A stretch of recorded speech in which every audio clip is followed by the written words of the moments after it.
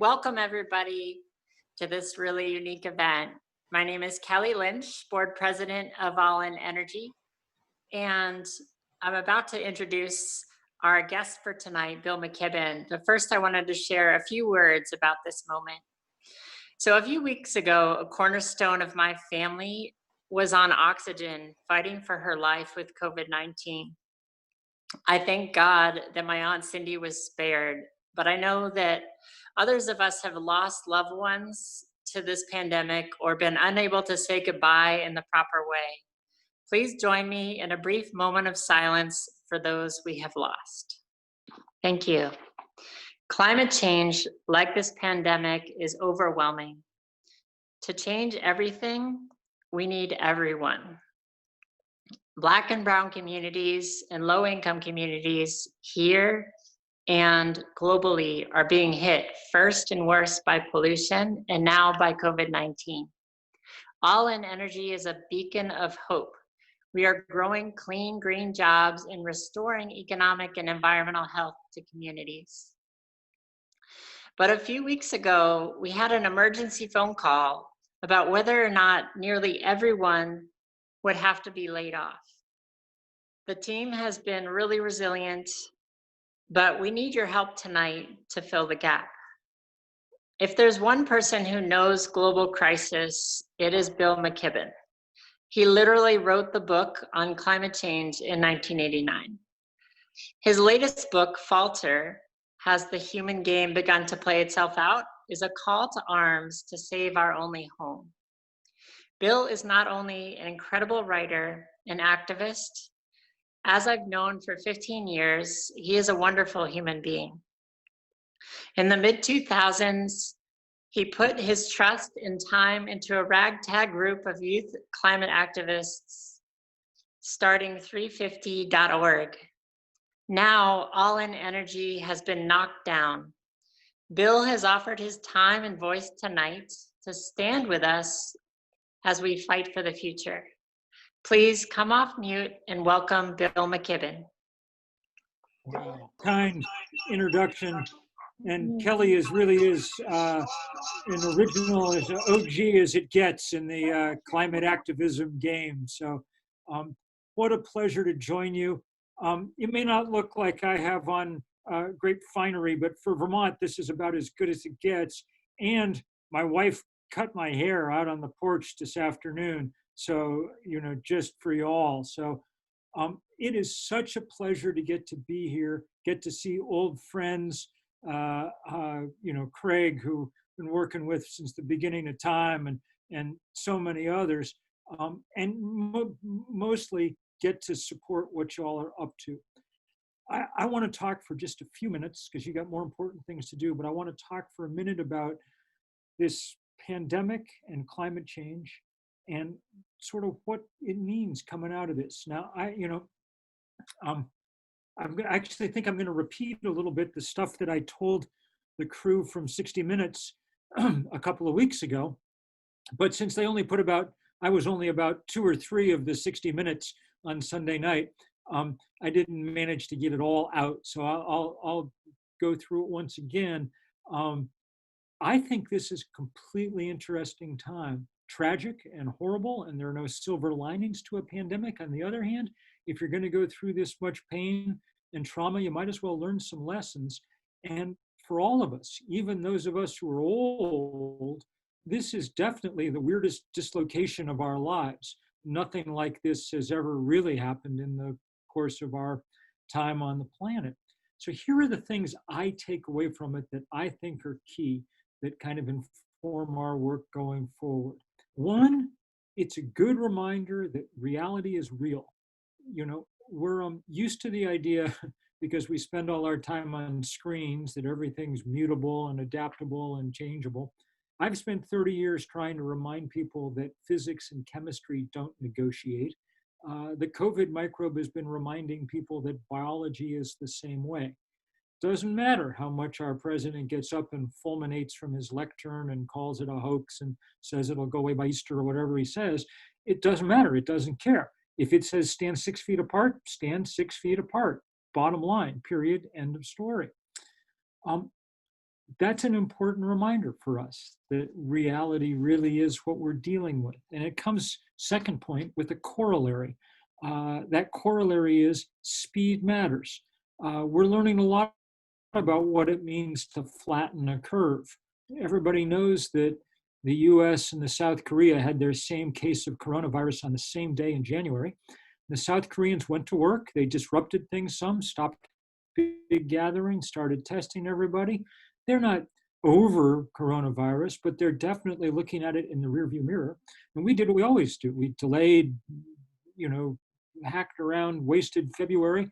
And now that means we had to disrupt things far more than anybody else. And it means that there's a whole horrible pile of dead bodies and sick people anyway. The parallels to the climate crisis couldn't be clearer. You know, had we started to flatten the carbon curve 30 years ago when scientists told us to, we'd be in a very different place now. Now, because we didn't, we still have to move with lightning speed, but it's going to be somewhat disruptive. And there's unavoidable trauma now that comes with it. It's, you know, I mean, as we sit here today, you know, there's people in Bangladesh and India starting to pick up from the strongest cyclone ever recorded in the Bay of Bengal. It was only 12 or 13 weeks ago that we were watching slack-jawed as the continent of Australia kind of burned to the ground. So we do have to move fast, and we've waited a long time to get started. That goes to the third and most important lesson I think we draw from all of this, which is that solidarity, social solidarity, really does matter. I grew up in the political shadow of Ronald Reagan, which means with everybody pretending that markets were going to solve all the world's problems, that our only job was to each try to pursue our own self-interest. Reagan's great laugh line always in all his speeches was, the 9 scariest words in the English language are, I'm from the government and I'm here to help. Ha, ha, ha. It turns out those aren't the scariest words in the English language. The scariest words are, we've run out of ventilators, or the hillside behind your house caught on fire, you know? And those you can't solve one person at a time. Those you only solve when you work together. Now that work together is crucial because as this crisis, just like the climate crisis has made clear, we're not exactly all in this together. Yes, we're all on the same planet. Yes, ultimately it's coming for us all, but it's coming first for the poorest, the most vulnerable, for the people who have been marginalized time and time again. The iron law of climate change is the less you did to cause it, the sooner and harder you get hit.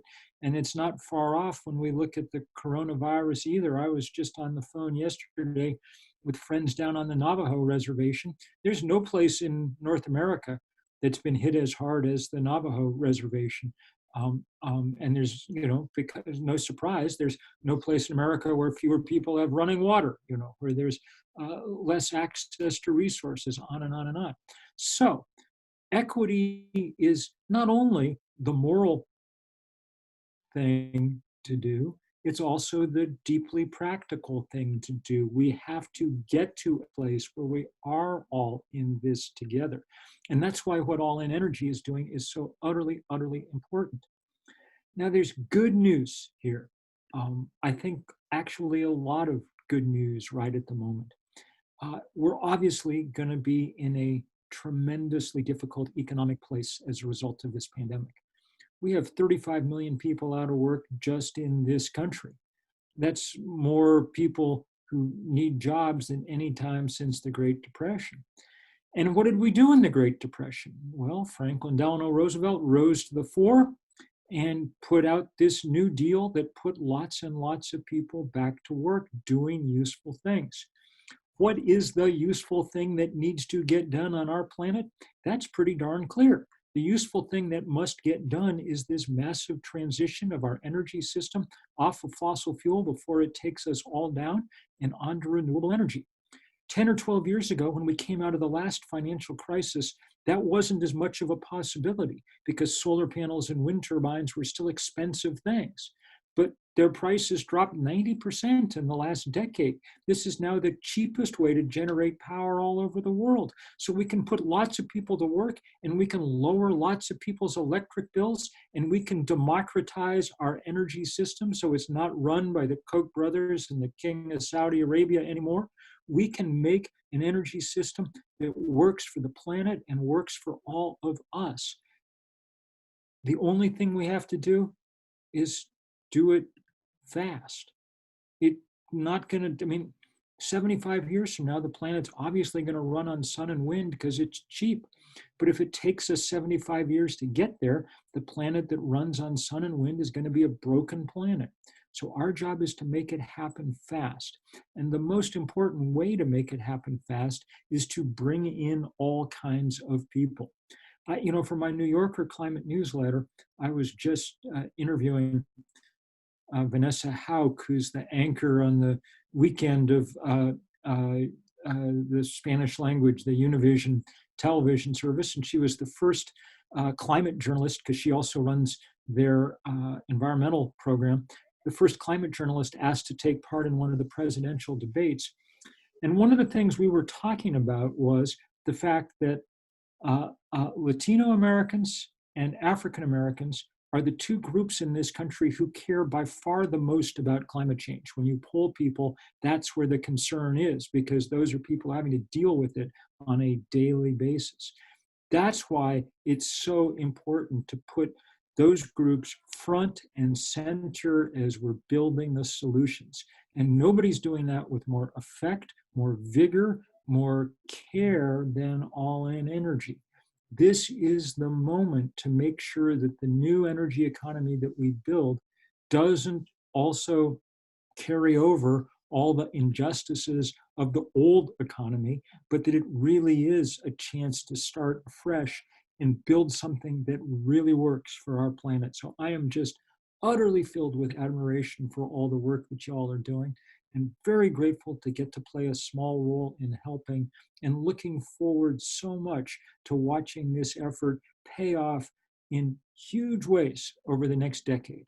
Because the next decade is how long we've got to do this. I'm not coming back here in 10 years to make this same talk, because A, I'd probably be too old to do it, and B, the planet's going to be too old to do it. If we didn't get it done in the 2020s, it's not going to happen, because we will be in such chaos and havoc that it'll be very difficult to do anything. So now is our time. Now is our moment of leverage, and you guys are the ones that are applying it. God bless you, and thank you so much for this. And everybody, dig deep, be generous, make sure this work continues, because it's work that's absolutely at the core of what needs doing on planet Earth. Thank you all. It's so wonderful to be here with all of you. Thank you so much to Bill Mckibben for sharing his thoughts, and for all of you for making time to join us tonight. As most of you know, my name is Gabe Shapiro. I'm the co-founder of All In Energy. I really can't believe it's been almost already 2 years since Rowena and I founded this organization. And honestly, it's been the most rewarding experience of my career. Prior to All In Energy, Rowena and I had both spent the past decade working to fight climate change. I in the for-profit clean energy sector, helping hundreds of thousands of families make their homes more efficient, switch to renewable energy, and electrify their heating and transportation. Rowena, educating over 250,000 people nationwide about climate change and training thousands of youth leaders. We've both seen how early stage jobs in these organizations have successfully launched hundreds of people into careers in the clean energy industry. Unfortunately, we've also seen over and over again how some communities have access to good climate education and have the resources to adopt clean energy products and services, while there are others, often low to moderate income communities or communities of color, that are being left behind. Additionally, walk into the offices of most clean energy companies and you'll find an overwhelmingly white male workforce, especially at the leadership levels. We founded All In Energy to change this. We believe that to truly create a new green economy, one that is clean and sustainable, that fights climate change and provides good jobs for our communities, it must be inclusive. That means we must work together to correct the injustices that currently exist. We have to proactively build new opportunities for people in underserved communities to access the programs that will make our cities more sustainable and get good paying green jobs, especially those with potential for advancement. At All In Energy, We are creating these opportunities in two ways. First, we're providing career opportunities and talent for populations underrepresented in our industry. We're so grateful to the amazing group of people who have joined our team. This year, we had built a team of 6 full-time and 6 part-time staff. We've also, over the course of the organization, worked with 16 seasonal interns, many from community colleges, who have been either paid or received college credit. We are so proud of the diversity among this team. As we've learned in our trivia games, 90% of our staff and interns have been either people of color, women, or spoke multiple languages, and each of these groups individually represents more than half of the staff that we've had. In addition, we have an incredible board of directors, I think all of whom are on this Zoom call, thank you, who have a diversity of experiences, backgrounds, and identities. This year, we've focused on recruiting a team of bilingual Spanish speakers who make up 40% of our current staff. We believe this diversity is necessary for us and the industry to be successful. So far, as we mentioned, 10 of our interns have found their next opportunity with clean energy companies or environmental organizations. We had created a rental energy advisor position in our Cambridge program, and our advisor, Jean Oliphant, was invited to become a full energy advisor with one of our partner companies. Secondly, we're creating access to Massachusetts' nation-leading energy efficiency and renewable energy programs for those who need them most. By weatherizing their homes through MassSave, families can save up to 30% on their energy bills. And by participating in community solar programs, they can save 10 to 20% on their electric bills, risk-free, while supporting the development of local renewable energy farms. We all pay for these programs every month on our utility bills, but data shows that benefits go disproportionately to whiter, wealthier suburban homeowners. We're changing this by building partnerships with cities and trusted local institutions to run community outreach campaigns that give residents and underserved communities the opportunity to sign up.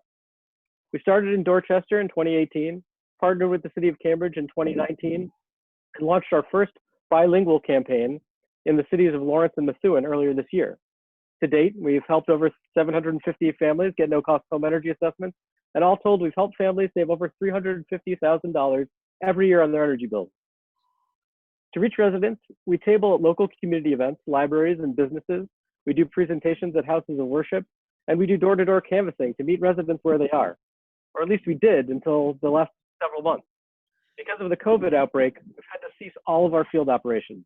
In-home energy assessments have also been suspended. We had to make some tough choices. John didn't get to start his new job as an energy advisor, but we are powering through it. In order to keep our most vulnerable staff on board, we worked quickly to secure a payroll protection loan in the first round. To maintain our impact, we've pivoted to promoting community solar and just this week, virtual home energy assessments. We are confident that with your support and the amazing work of our fearless, resilient team, we will emerge even stronger from this crisis. I'm now going to pass the mic to JJ, who's been helping us lead all of these transitions and is going to tell you more about what we've been doing in this difficult time. Thank you, Gabe. My name is Jared Johnson. I'm the Associate Director of Neighborhood Outreach. And as Gabe mentioned, when I realized back in March that we kind of had to make big changes and we had to the canvas for the foreseeable future, I was very confident in that decision, but very unsure about what would be the next step for our organization.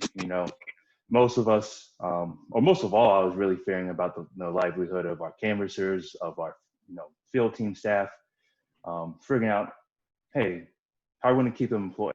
How am I going to stay employed? What about the organization? Was all the hard work we put in during the winter I'm going to be lost and washed away because of this pandemic?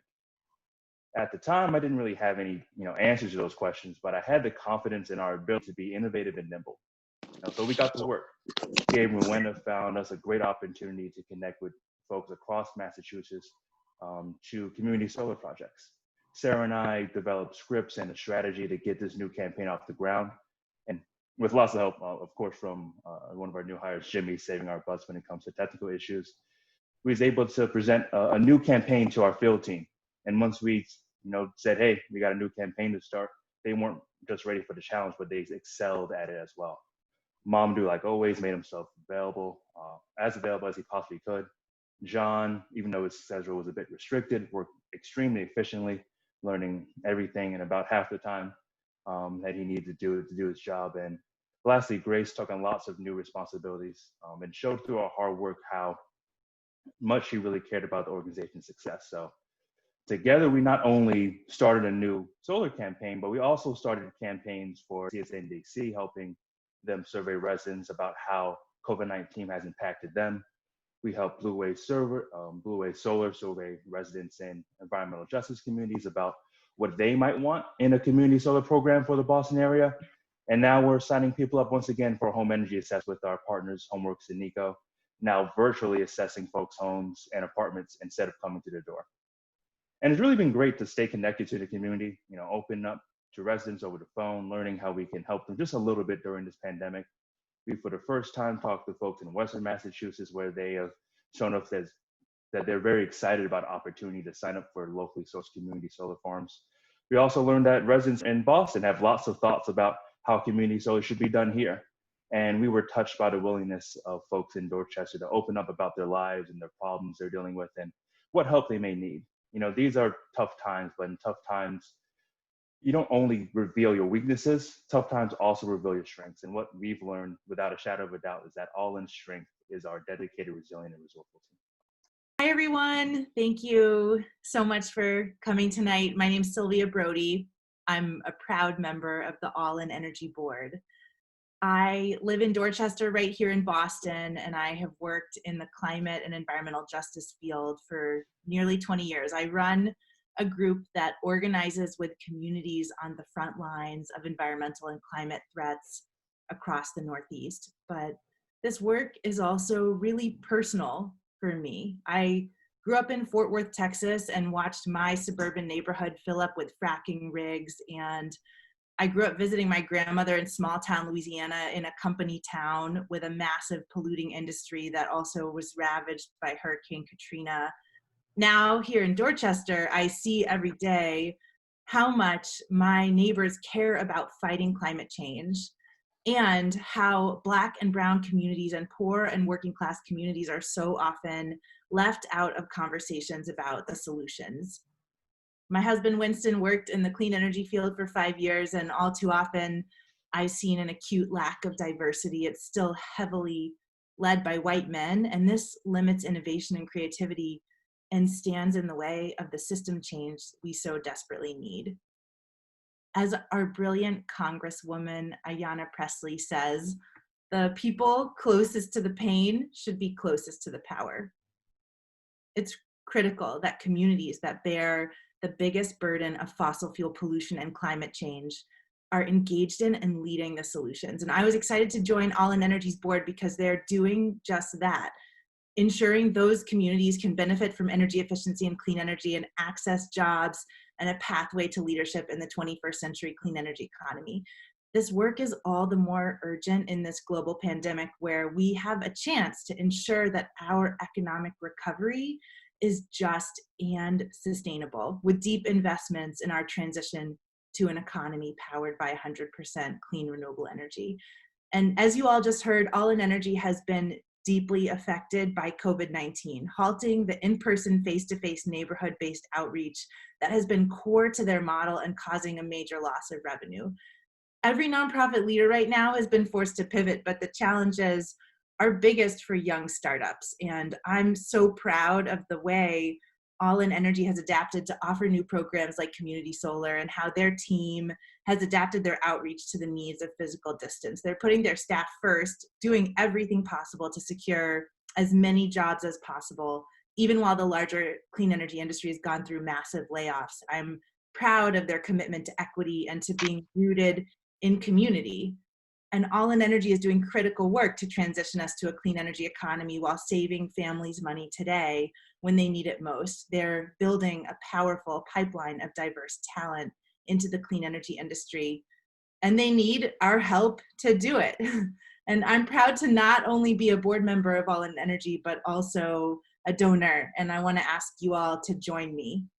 Whatever your reason for being here tonight, I'm here to ask you to put a dollar amount behind that reason. And then I want to ask you to double it because this group needs it. They're worth it, and few organizations could stretch that dollar further. And All in Energy's goal today is so modest. It's $1,500. And I think we can do a lot better than that. So, and how to donate. You can donate in 2 ways tonight. First, you can text the number 44321 with the word All in Energy. This will text you a link where you can donate easily from your phone, or you can go directly to the website at allinenergy.org/donate to make your gift. And Rowena just put the instructions up on the screen right now. So we'll give you a minute or so to make your donations. Thank you so much for your support of All in Energy and for all the folks that already donated going into this virtual gathering tonight. The organization can't do its work without you.